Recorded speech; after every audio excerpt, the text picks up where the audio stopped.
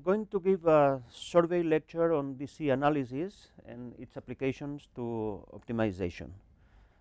DC analysis, what does DC mean?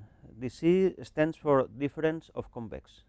So DC functions are functions which can be expressed as a difference of two convex functions, and they are generally non-convex. As we are going to see, there are a lot of non-convex functions which can be expressed as a difference of two convex functions. So the use of DC functions, DC analysis, is in non-convex analysis. It means looking at non-convex problems with convex eyes, using convex tools in a non-convexity setting. This is a very typical attitude in mathematics. Differential calculus, what is it? You are linearizing functions, so you are applying linear methods in a nonlinear setting. Look at non-smooth analysis, what is it? You have non-differentiable functions, but you are using sort of derivatives, substitutes for derivatives. So again, you are looking at the non-differentiable world with differentiable eyes. So here we are looking at the non-convex world with convex eyes. So you can see here the title is basically an outline of my lecture. I will first present some general results on DC functions, very elementary. Then some subdifferential analysis, some applications to duality in optimization, and finally I will present a result related to Lipschitz continuity of DC functions, and I will conclude by presenting the main references I have used to prepare this lecture. Well, in the first part of my talk, we will be dealing with functions defined on Rn. In the last part, I will consider the more general case when the space is a Banach space. But here, to simplify the presentation, we just consider that we have a function f defined on a non-empty convex subset of Rn, and we call it DC, as I said before, difference of convex, if it can be written on omega on the domain as a difference of two convex functions. I have a small question. I want to know, it is clear that the amount of DC functions is quite abundant.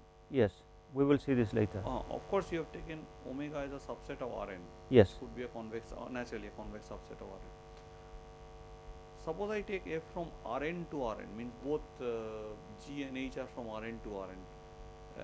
Is that class of functions also abundant?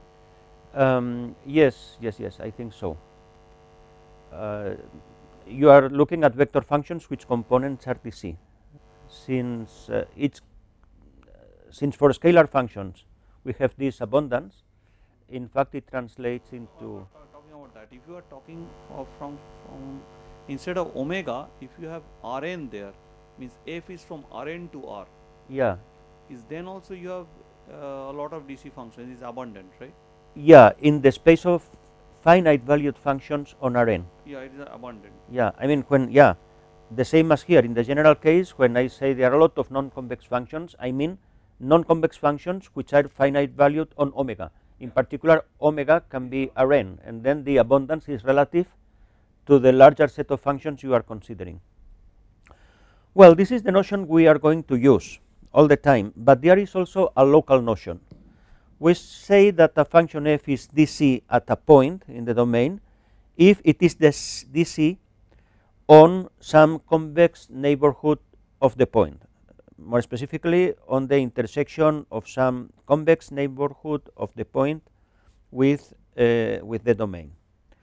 And we say that a function is locally DC if it is DC at every point, which means at every neighborhood there is a decomposition, but in principle there may not be a common decomposition for all the neighborhoods. Nevertheless, there are two important theorems by Hartman published in 1915. I will give the precise reference at the end. The first theorem says that in the case when the domain of the function is either open or closed, and convex of course, then there is no difference between locally DC and DC, and globally DC. I mean, whenever you are sure that at every point there is a neighborhood with a DC decomposition, you can also be sure that there is a global decomposition, although the proof is not constructive. So this result doesn't tell you how to obtain a global DC decomposition out of the local DC decompositions of the functions. The same applies to the next theorem, also due to Hartman in the same paper, which basically says that when you compose DC functions, you get another DC function. Here is the precise result. You have a vector function y, which is DC component-wise, and you have another function g, which is scalar valued, and it is DC. Okay, assuming that the domain of the vector function is either open or closed, and the domain of the scalar function is open, then the composition is DC. Again, this result is not constructive. It assures you that the composition is DC, but doesn't tell you how to get a decomposition out of the composition of the functions y and g. But using this result, you can prove that a number of functions are DC. For instance, you have here two examples. The product of two DC functions is DC. Here is the proof. Apply the preceding theorem to the vector function y, whose components are f1 and f2, and consider g be the function y1 times y2, which is this DC as clearly shown by this decomposition. Okay? Then applying the theorem, you get that the product is DC. The reciprocal of a positive function f is DC. It follows again by applying that theorem to the case when y is the vector function, which in this case it is a scalar and coincides with f, and g is the function 1 over y, which is convex for y positive. So we see that the class of DC functions is rather rich. It's closed under, well, obviously under the operation of addition, subtraction, multiplication by real numbers, and now we have just seen is closed under multiplication. Also, the reciprocal of a DC function is DC, and we see here that the maximum of a finite collection of DC functions is DC, and the short and easy proof you can see here is in this case constructive. It's very easy. If for each function fi you have a decomposition as a difference of two convex functions gi and gi, then here you have at the end a decomposition of the maximum of those functions as a difference of two convex functions. This function and that function are convex because what we are doing is just adding convex functions, which preserves convexity, and taking the maximum of a collection of functions which preserves convexity too. So here we know how to obtain a decomposition of the maximum out of decompositions of the individual functions that enter into this maximum. One can obviously do the same for the pointwise minimum of a finite collection of functions. I stress the fact that is pointwise maximum or pointwise minimum of a finite collection, because the result fails to be true. Not only the proof, but the result is, I would say, obviously wrong if we consider an infinite collection of functions. Supremum of an infinite collection of DC functions need not be DC. Well, in particular, we have a specific decomposition for the positive part and the negative part of a DC function. Positive part is the maximum, and negative part is the maximum of minus the function and 0. Because we are taking the maximum of two functions, then applying the preceding result, we get these decompositions for the positive part and for the negative part And of course, the functions appearing in this decomposition are convex because we are taking the maximum of two convex functions. Going to be very soon, in some cases, it's very useful to have a decomposition which is not only a difference of two convex functions, but a difference of two convex functions which are also non-negative. And it is shown here that you can always achieve that. I mean, if you give me two convex functions, I can find two convex functions which are moreover non-negative and whose difference is the same as the original function. To do this, just you simply need to consider an affine minorand for each of the two functions. It always exists if the function is proper. For a proper convex function, you always have an affine minorand, and then just rewrite g minus h in this way. It's clear that after simplification, this is equivalent to g minus h, that is to say, to f. But all the functions in this expression which are written between parentheses are convex, because what are we doing? We are taking the maximum of two convex functions, and the only subtractions which you can see here, the function which is subtracting is affine, and subtracting an affine function doesn't destroy convexity. Why is this decomposition with the extra condition of non-negativity useful? Because using such decompositions, in some cases, as in the one we will see here, you can construct explicit decompositions for some operations with functions, for instance, the product. Suppose you have here two functions, f1 and f2, which are DC, and the decompositions we have for them have this extra property of non-negativity. Okay? Then we can expand the product in this way. And in this algebraic sum, every term is the product of two non-negative convex functions. Since they are non-negative, each product, for instance, the first term, g1 times g2, can be expressed in this way as a difference of two convex functions explicitly. But it's essential that g1 and g2 are non-negative, because otherwise raising to the square would destroy convexity. So you have here a situation in which having the composition with not only convex but also non-negative functions is useful. Here you have an example of application of the preceding technique. The function of two variables, xy, x over y, with y positive. This is the product of two functions. X is one of the factors and the other is 1 over y. Both are convex, but x is not non-negative. So we have to decompose it as a difference of two non-negative functions. And using this decomposition, the technique I have shown here, then after some obvious calculations, we end up with this expression for x over y as a difference of two convex functions. As I said before, the space of DC functions is rather large.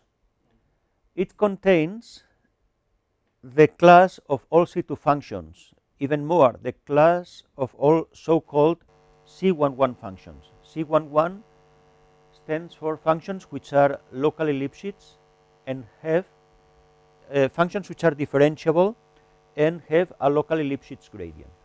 In particular, C2 functions are C11.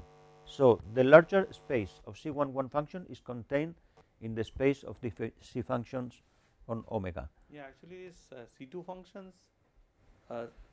This is a proof for the C11 functions, right? Yes, I will comment on the proof now. I think I saw about the C2 functions. I learned it from a book by Huang Tui. They said that C2 functions are always DC. Yes. But this is okay. This is from the omega, right? Okay. Well, for the class of C2 functions, in fact, the proof is even simpler than what I have here. The proof is as follows: take a compact neighborhood of a point. Okay, at a given point, you take a convex neighborhood. Thank you very much. then on that neighborhood the second derivative is bounded from below. Yeah. Okay? Yeah, okay. Compact neighborhood. By a positive number. Then Yeah. okay, you can use this to express the function as a difference of a convex function minus a multiple of the square of the norm. And then you have that the function is locally DC. And by Hartman theorem it is globally DC. So this is a very simple proof for C2 functions. But for C11 functions the proof is not difficult, and it's here. Given a point in the domain, you can take a compact convex neighborhood of that point, then you have the Lipschitz condition, you have a common constant k which works for all points in this neighborhood, and then look at these inequalities. The first one is just Cauchy's bars, the second is the Lipschitz condition, and then we end up with this inequality which can be rewritten like this. But what we have here is the gradient of g, this function, f plus k halves the square of the norm on u. Then this inequality, what is telling us is that the gradient of g is monotone. But this is equivalent to saying that the function is convex. So this function f, which is g minus k halves the square of the norm on u, is DC, because both g and the square of the norm are DC. So we have the DC condition at the point x0, and then because of Hartman theorem the function is globally DC. No, I have one comment to make. Yes. I'm just trying to figure out the kappa, that k that you have used. That k is positive, of course, because that's the Lipschitz. Strictly positive, yes. You know, this is an interesting thing. When this f is a class of functions called weakly convex functions introduced by yes. J.P. Vial I know. in 1983. Yeah. So what we are proving that every C11 function is actually weakly convex. Locally. Locally, yes. Locally. I mean, Hartman theorem doesn't tell you that if you have this weak convexity condition locally, Yeah. you have it globally. Oh, that is the interesting point, yeah. That is the interesting point I want to, yeah, thank you. This is an important difference. Yeah. Okay. So we have here the proof.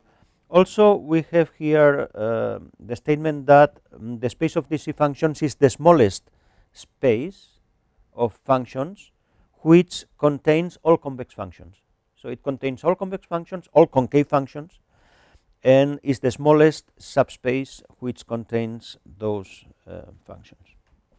Then it is clear that this set of DC functions on omega is very large, but not as large as we could imagine. Every DC function must satisfy several properties which are listed here. First of all, they must be locally Lipschitz, because every convex function is locally Lipschitz, and when you take differences, this locally Lipschitz character is preserved. Second, there is an old result by Alexandrov which says that every convex function at almost every point in the set of the Lebesgue measure has a second order Taylor expansion. We know by Rademacher theorem that convex functions are being locally Lipschitz are differentiable almost everywhere, but the result by Alexandrov says more. There is not only a gradient everywhere, almost everywhere, but also almost everywhere there is a matrix which plays the role of the Hessian matrix. This but matrix it A of not be x0. the Hessian. It need not be the Hessian in particular, because the function may even fail to be differentiable on a neighborhood. So even if the gradient does not exist on that particular neighborhood, you can be sure that there is a matrix which would play the role of the Hessian matrix. I would like to make slightly more. This is in Rockefeller's book also, Rockefeller and Wetz, but I would like to understand it slightly more. If I can I take a minute? Of course. Yeah. For almost every x naught, there exists grad of f x naught, which is of course true, because this is Rademacher's theorem for convex functions. Yeah. And a symmetric m cross m matrix such that this holds. But I cannot prove that this matrix, because if I define second order differentiation of a function Well, if the Hessian exists, it must coincide with this matrix. Yeah. Of the okay, natural. Okay, okay. Okay, But the Hessian need not strict. Even more, the function need not be differentiable around the point.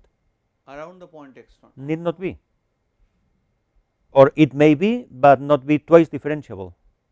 So Okay. in these two cases, there is no Hessian matrix, but there is one matrix. So of course, if it is twice differentiable, then it is Hessian. So you are just not okay, okay, right, right. So then it's a very powerful result, right? Yeah, yeah. So this statement was for convex functions, but of course it translates to differences because I mean one can easily see that this almost everywhere property is also satisfied in that case. Well, then we have a third property that since convex functions have one-sided directional derivatives everywhere, the same must happen for every DC functions. We are just subtracting two convex functions. And the last result on this page says that every DC function is DC on every straight line, on every segment, let's say, contained in the domain of the function. Okay, but the converse is not true. There is a counterexample showing that a function. The converse is true in only the convex case. Right? The converse is true. The converse is true in the convex case. So for convex is if and only if, but for DC, no. There is some example showing that a function may have all the restrictions to straight lines, DC without being DC. By the way, the result I presented before about the inclusion of the C11 set into the DC set is true in finite dimensions. That proof does not apply in the infinite dimensional case, and there is a counterexample also showing that the result doesn't go through in the infinite dimensional case. Okay, these are the general properties about DC functions. Now I move to the next topic, which is duality. First, for unconstrained optimization problems, and then we will consider constrained optimization. I start by presenting a formula which was obtained by Pshenichny a long time ago, 41 years ago, and rediscovered by Elia and Iriarte-Ruti sometime later. In fact, it's very easy to prove this formula. One can give a very simple algebraic proof of this formula for the conjugate of a difference of two functions in terms of the conjugates of the functions which are involved in this difference, g and h. Look at this dot below the minus sign here. What it means is that in case that you subtract plus infinity minus plus infinity, by definition you take the difference to be equal to minus infinity. Sorry. On the other hand, when the dot is above the sign, this means the opposite convention, that plus infinity minus plus infinity is equal to plus infinity. Why have you put x star equal to 0? Where are you putting this setting? I will come to this in a few seconds. First, some comments on the first formula. Okay, this is an expression for the conjugate of a DC function, but actually to prove it, I said there is a very simple, purely algebraic proof. You only need h to be convex. G can be an arbitrary function, but for h you have to assume that it is convex, proper, and lower semi-continuous. With this assumption, the proof is an exercise, a very easy exercise. Now, in this particular formula, now I come to your question. Take x star to be equal to 0. Then you have the conjugate of our DC function at 0. And the conjugate of a function at 0 is minus the infimum of the function. So for x star equals to 0, this left-hand side here reduces to minus this infimum. And when you take x star equal to 0 in this expression, then you get this infimum up to a minus sign. So this result, which is known as TOLAND-SINGER duality, because they obtained the result independently, essentially at the same time, but with more complicated methods, this result is an immediate consequence of the formula for the conjugate of a DC function. In fact, we are all the time considering finite valued functions, but we consider also extended real valued functions, in which case the formula still holds true if you put the dot over the minus sign here, as it is on the right hand side. This is a duality result, yes? X star equal to 0 is put on the right hand side of the formula on the first line. Yes. Then I would have sup y star element of Rn g of y star minus h star of 0. Yeah, this with some minus sign, which comes out transforming the supremum with the infimum. No, so it should. Why shouldn't it have h star of 0? Because you are putting x star is equal to 0. No, okay, I have made a change of variables. You would obtain here, wait a moment. Well, thank you very much for noticing this, because this formula is not correct. X star should be y star. Exactly, it should be y star. X star should be y star. Thank you for pointing this out. X star is y star. Yeah, otherwise this term would be a constant, would not be depending on y star. No, this is an important correction. The real formula is with y star. Then it is y star is dummy, so you replace it. Yeah, exactly. So thank you for pointing out this type. Okay, this is a duality result, very well known in non-convex optimization, but it's a non-standard duality result, because in convex optimization we are used to dualities in which infimum of the primal problem is equal to the supremum of the dual problem. Minimization, maximization. Here both are minimization problems. So the use is very different as in classical convex duality. But nevertheless, solving the dual helps solving the primal.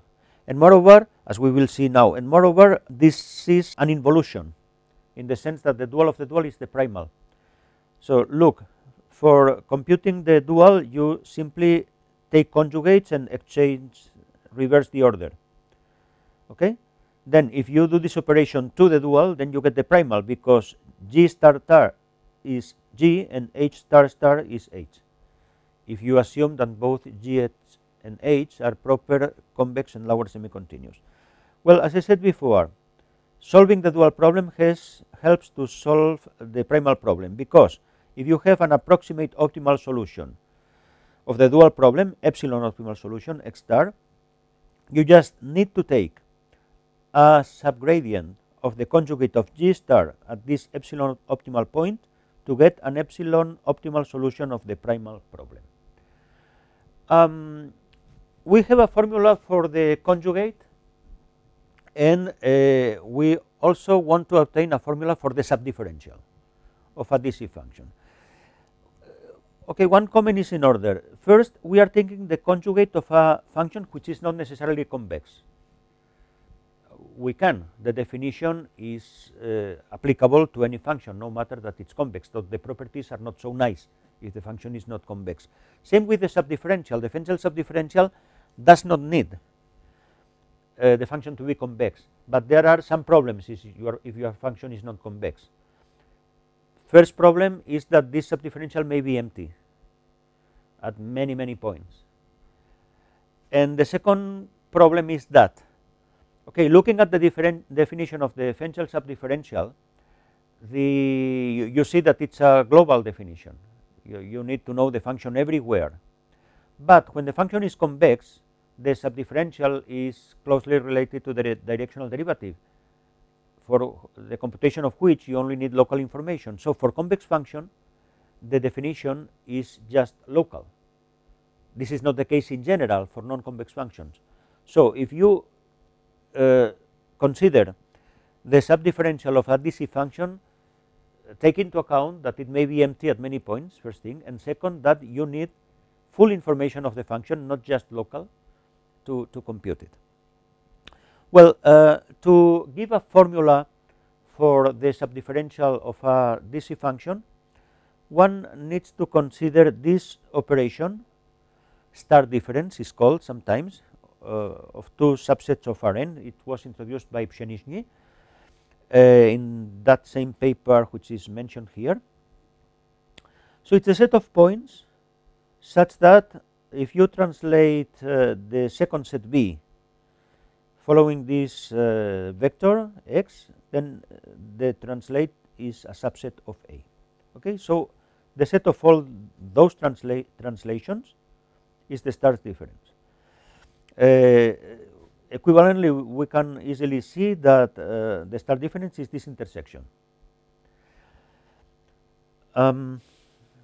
This star difference may be empty very frequently, because for the non-emptiness we need the existence of a translate of B, which is a subset of A, and very often such a translate will not exist. Or from another point of view, we are making here intersection with a large collection of functions, of sets, one set for each element in B. So we are intersecting so many sets that we may have an empty set. But nevertheless, we don't care. This difference may be empty. What we easily see looking at this expression is that this star difference has many nice properties. Every property of A which is preserved under translations and intersections will be held by the star difference, because we are just doing translations and intersections. So if A is convex, the star difference will be convex no matter how regular or irregular B is. The same with closeness. If A is closed, then the star difference with whatever B will be closed. Or if A is bounded, the star difference with B will be bounded no matter how. Now we are in a position to study the subdifferential of a DC function. But first let us make a conjecture and let us see if it works. What the expression for the subdifferential of a DC function should be. To get some inspiration, let us consider first the easy case when the difference of the two convex functions turns out to be convex. We will find a formula for the difference in that case, and then we will see if this formula extends to the general case. So assuming that f is convex, then we have this relation between three convex functions, g, f, and h, and because of the additivity of the subdifferential, we have this equality. But we are assuming that we know the subdifferential of g and the subdifferential of h, and with this data we want to compute the subdifferential of f. In other words, from this equality we want to deduce the value of this term. We want to solve this equation with this unknown. This is an equation of this type with three sets. X is the unknown, A and B are data. So how can we solve this equation? We are dealing with convex compact sets. Subdifferentials are convex and compact. So first of all, we have to recall the so-called cancellation property for closed convex sets. Complex compact sets. If you have this equality A1 plus B equal to A2 plus B, then we can cancel out B and deduce that A1 is equal to A2. One can prove this cancellation law very easily using the separation theorem, or even more directly taking support functions, because the support function of the sum is the sum of the support functions, and since our sets are compact, these support functions are finite valued everywhere. Then you can cancel out just using standard arithmetic, and then you end up with the equality of the support functions of A1 and A2, which is equivalent to the equivalence between the sets if the sets are convex and closed. Okay. Now once we know this property, consider the equation we want to solve. From the very definition of the star difference, we get that if x is a solution, we are assuming that a solution exists. So if we have a solution for this equation, this solution x must be a subset of the star difference. Now from this inclusion, we get this one simply by adding a to both sides. X plus a is contained in this set plus a, which is a subset of B because of the definition of the star difference. Okay, but we are assuming that x is a solution of the equation, so x plus a must be equal to B. All the inclusions here are actually equalities. In particular, the first one is equality. Then we use the cancellation property to cancel a, and then we conclude that the solution of our equation is the difference but the star difference. I mean, we proceed like in standard arithmetics, moving a to the right hand side with difference, but with this special difference. Okay. So in this particular case, assuming that f is convex, we have that the subdifferential of the difference is the star difference of the subdifferential. But convexity was essential in this proof. At this step, we need convexity to use the additivity of the subdifferential. Now the question is, does this formula hold in the general DC case? Of course, the proof doesn't hold, but maybe the formula holds true in the more general case. But the answer is no.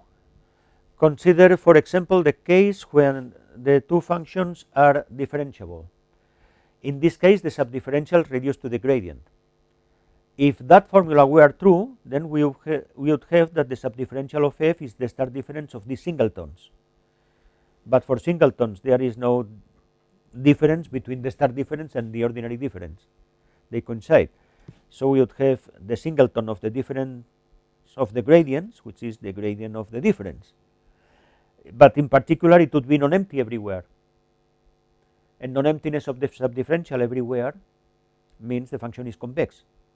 So the conclusion would be, if that formula would hold true in the general case, every function which is the difference of two differentiable convex functions would be convex, and this is obviously not true. There is also another argument, maybe even more elementary. Look this expression again. In the right hand side, we are dealing with convex functions. So to compute the subdifferentials, we only need local information. But on the left hand side, if the function is DC, we cannot do it with just local information. Well, so the true formula is this one, which is more complicated. You need to consider epsilon subdifferentials. The definition for the epsilon subdifferential is here, and it's worth pointing out that epsilon subdifferentials, even for convex functions, require global information. With just local knowledge, you cannot compute them. Okay, so you have to take a star difference of the epsilon subdifferentials and then the intersection over all positive or non-negative epsilon. And also this formula has a more general version for epsilon subdifferentials. It basically says if here you write the epsilon prime subdifferential, you just add epsilon prime here, and that's it. This is what this formula is saying. Using that formula for the epsilon subdifferential, we can immediately deduce the global optimality condition for DC functions, which was obtained by Iriarte-Ruti in 1989.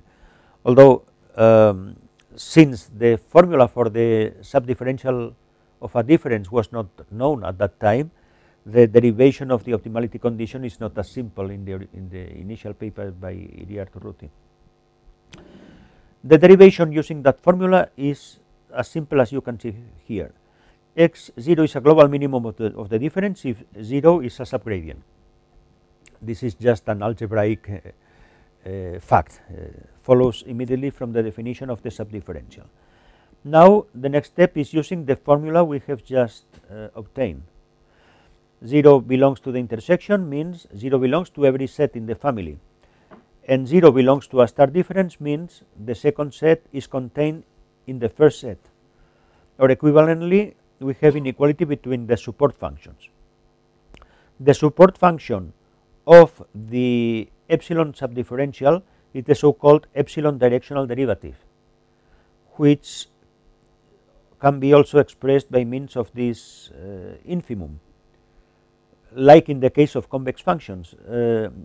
Like in the case of the exact directional derivative, epsilon equal to 0.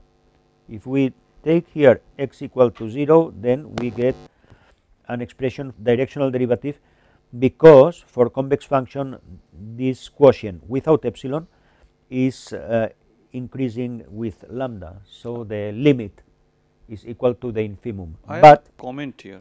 Wait a second, please. But here we have infimum, but it's not the limit. So again, this is not a local notion. Even if it is called derivative, we need global information to compute it. It provides us with equivalent information as the epsilon sub differential, which we have seen is not a local notion, even for global, for globally convex functions. Please. You referred this paper to JB Hiria Turuti, but Yes. as far as I have seen, let me show you, is that this notion has already was in Rockefeller's 1970 book. Which notion? This G dash epsilon x not d. No. I am referring to Hiria-Turuti for the optimality conditions. Oh, optimality conditions.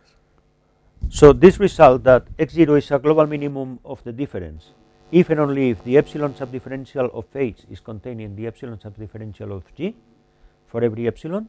This is due to Hiria-Turuti, and this the citation here is for the first part, not for the second part. This equality here is well known for epsilon equal to 0. The directional derivative is the support function of the subdifferential. Here we have an extension. Well, now let us consider duality for DC optimization problems with constraints. We are assuming here that both the objective function and the constraints are DC. But to avoid very technical discussion on constraint qualifications, I'm going to avoid them by considering an extra constraint, x belongs to K, in which K is a non-empty compact convex set. Thanks to it, we can avoid completely constraint qualifications. Here you have the precise functions on the functions we are considering and the convention which will be used in the formulas we are going to see. Then we have this complicated expression, which is the duality result. V of p means here the optimal value of the primal problem, and here you have a dual problem which is expressed in terms of the conjugates of the data. Well, here is not just the conjugate of the data, but the conjugate of a linear combination, but using an extra assumption, for instance, that all these functions are continuous at a common point of the domain. Then we can replace this with that, which is really in terms of the conjugates of the original functions. Okay, this is a very complicated formula, and in fact the dual problem is a mixture of minimization and maximization. You have an INSUF expression.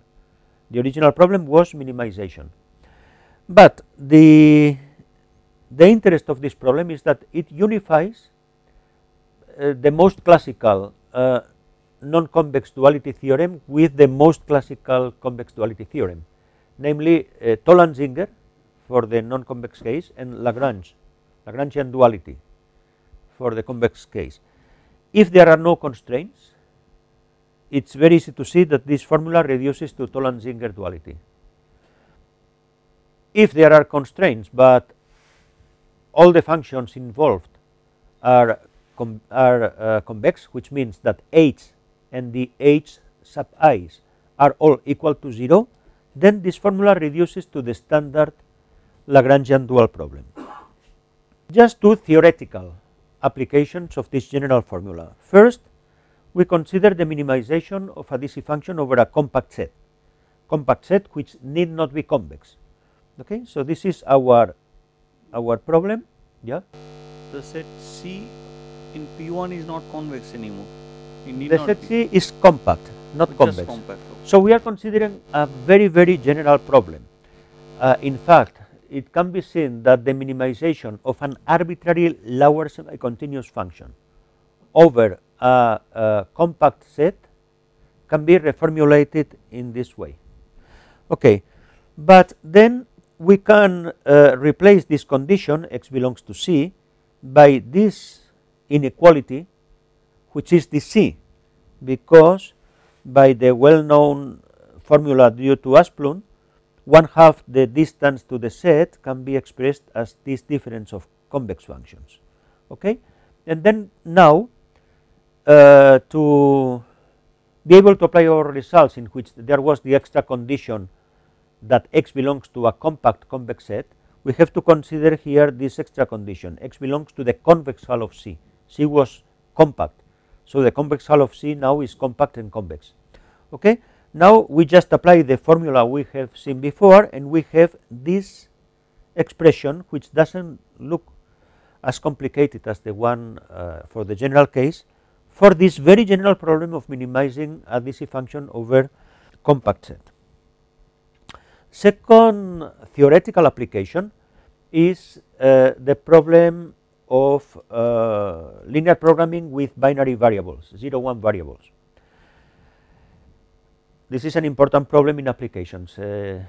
Roughly speaking, every combinatorial optimization problem can be reformulated under this format. We are minimizing a linear function subject to linear inequalities, but all variables must be 0-1. Then this problem can be reformulated in this way. One can see that if instead of saying that each variable is either 0 or 1, we consider that each variable belongs to the closed interval 0 and 1, but then we add this extra condition, which is a DC inequality, linear minus convex, so actually concave. Okay, then these two constraints are equivalent to this one, and then we have the problem reformulated with our format. Then we can immediately apply the general formula and obtain this exact duality result for linear programming problems with 0-1 variables. Of course, the right hand side is non-convex. One cannot expect miracles. The 0-1 linear programming problem is non-convex, so it has a non-convex dual. Okay, but nevertheless, the expression here doesn't look that complicated. And moreover, if you succeed to solve the problem, then you can really have a solution of the primal problem, because if we have an optimal solution of our problem, then this is one among all the optimal solutions of the minimization part of the dual problem. Okay, so if you succeed to solve the dual problem, you obtain a collection of optimal dual solutions, and then you know that this set of optimal dual solution contains at least one solution of the primal problem. In particular, if the solution set of the dual problem is a singleton, that singleton is the singleton of the optimal solution of the primal problem. Yes? Can I go back to the previous slide? This is quite interesting actually to me. These are things I am so interested in. Now the P2 that you are forming here, by adding this constraint by which you are replacing. No, the geometrically is very simple. Okay, half, but this is E, right? Ex. E is the vector of ones, all ones. Okay, okay. Okay, that constant would. So look, that is only true if in two variables. Between 0 and 1. In two variables, this is the unit square. This is the feasible set, the vertices. Okay, when what we are doing is replacing this set of 4 points with the intersection of this set with this circle, with the complement of this circle, and the intersection is the set of vertices.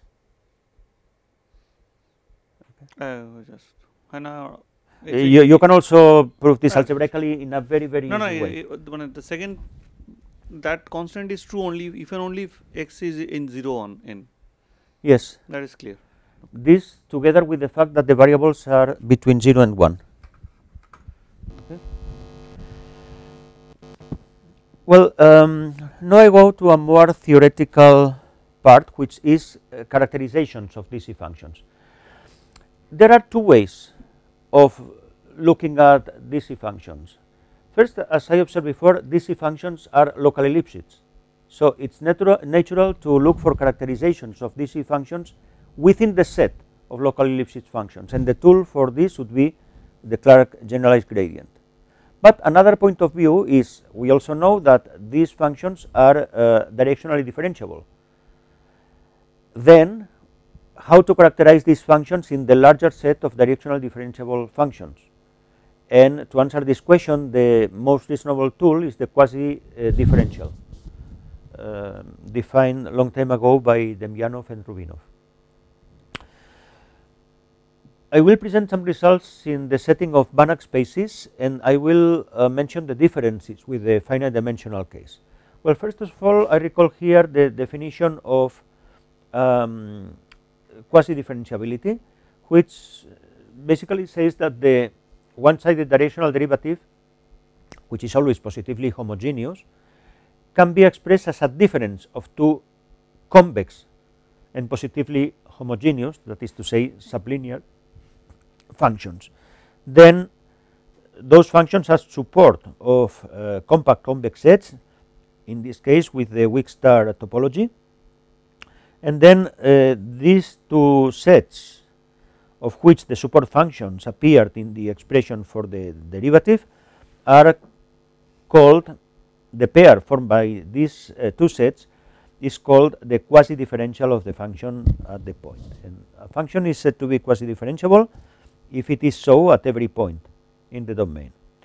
The first set in the quasi-differential would be called the subdifferential, and the second set the superdifferential. The set of quasi-differentiable functions is very large. It contains all DC functions, it's quite clear, but it also contains all differentiable functions. Then it contains many functions which are not DC. So how to characterize these functions in terms of the quasi-differential? To obtain this characterization, we need to recall the notion of cyclic monotonicity, which is well known in convex analysis because it's used to characterize subdifferentials. And in the finite dimensional case, so for functions defined on subsets of Rn, we have this characterization. A function is DC if and only if it is quasi-differentiable everywhere, and the quasi-differential is such that both the subdifferential and the superdifferential are restrictions to the domain of the function of maximal cyclically monotone multivalued functions that contain omega in their domains. This is if and only if, so it is a characterization. But it's true only in the finite dimensional case. To see what happened in the general Banach space case, we need first this lemma, which can be proved easily using Banach theorem, which says that if we have a difference of two proper convex functions, then you can get a similar representation which is so-called normalized. Normalized means that the second function is non-negative and vanishes at a pre-specified point. Then using this theorem, we can obtain this important result, which says that whenever you have a DC function which is continuous, then in the DC decomposition you can take the two terms continuous too. As a consequence, continuous DC functions are locally Lipschitz, because continuous convex functions are locally Lipschitz. And then we have here the infinite dimensional version of the result we saw below, which says the same but with the difference that you need here F to be continuous, not only DC but continuous. And under this extra assumption you have exactly the same as before, but you need continuity. Yes? I'm just reading the yeah. It's the same result as we saw before. The only difference is continuous here. Without continuity we cannot do anything. And this is to be compared with a much older result obtained by El Hilali Alawi long time ago, in which DC functions are characterized in the set of locally Lipschitz functions using the Clark generalized gradient. One needs the space to be separable, and the characterization is this one.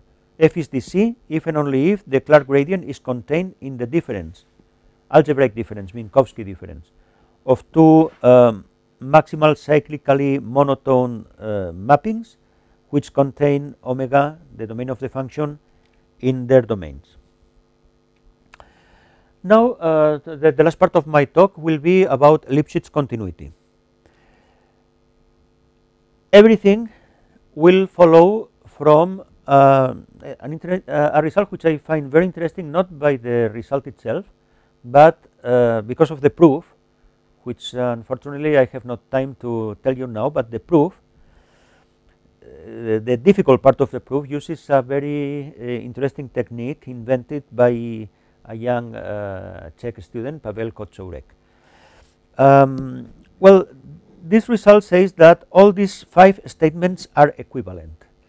The only a priori assumption is that the 2 functions we are dealing with are defined on a common domain, which is non-empty and convex.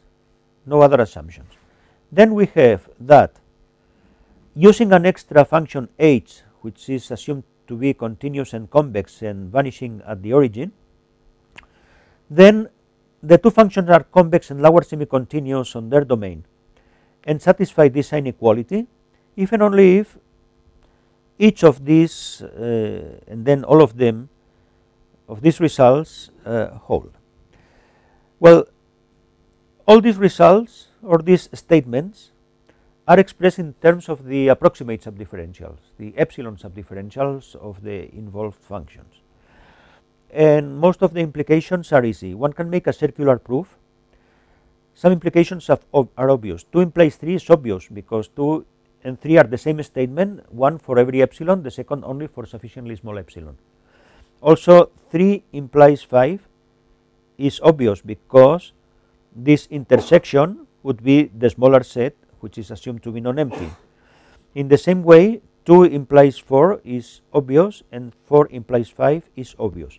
So to complete the proof, we only need to imply 1 implies 2, which is a quite easy convex analytic proof, and 5 implies 1, which is where the technique by Pavel Kocourek does the job. H is any convex continuous function vanishing at 0. If we take this function to be identically equal to 0, then we get these equivalencies. The 2 functions are convex and lower semi-continuous and coincide up to an additive constant if and only if we have 2 or we have 3 or we have 4 or we have 5. The interesting implication here is 5 implies 1, because just assuming that the epsilon subdifferentials always intersect for sufficiently small epsilon, we conclude it's an integration result. First of all, that the 2 functions are convex and lower semi-continuous, and then that they are the same up to an additive constant. Also, if you want a result with just subdifferentials, not approximate subdifferentials, then here is the result. Again, this is an integration result because assuming one of these conditions, we get that the functions are convex, lower semi-continuous, and their difference is constant. Here the interesting implication is 2 implies 3, because just assuming that the intersection of these subdifferentials is non-empty everywhere, you get equality, or you get the fact that the 2 functions are identical up to an additive constant. This follows immediately from the first result. We are talking about the Lipschitz condition. The Lipschitz condition appears when we take h equal to be k times the norm. K is the Lipschitz constant. Then we have all these equivalencies. This follows immediately from the general theorem by just computing the epsilon subdifferential of the norm at the origin, which turns out to be the unit ball in the dual space. Well, not the unit ball, the ball with radius k and center at the origin. Okay, so this is just up to statement 5, an immediate application of the general theorem. But we have here 2 more statements which appear to be weaker than the previous ones. If you look at 5, for instance, 5 says that there is a point here and a point there, such that the difference is in the ball. That is to say, such that the difference has a norm less than or equal to k. Then the distance between the 2 sets is less than or equal to k, but this is apparently weaker because the distance need not be attained. Okay? Nevertheless, it turns out to be equivalent. So it's interesting to notice that you just need the distance between the epsilon subdifferentials to be less than or equal to k for sufficiently small epsilon to be sure that your DC function f minus j is Lipschitz with constant k. Another interesting observation is that some of the statements here are symmetric. For instance, 1, f minus g is Lipschitz if and only if g minus f is Lipschitz. The same with many others, but not, this is not the case with statement 2 and statement 3. but because they are equivalent, then we get the symmetry, which means we can interchange f and g here and here, everywhere. Over complete.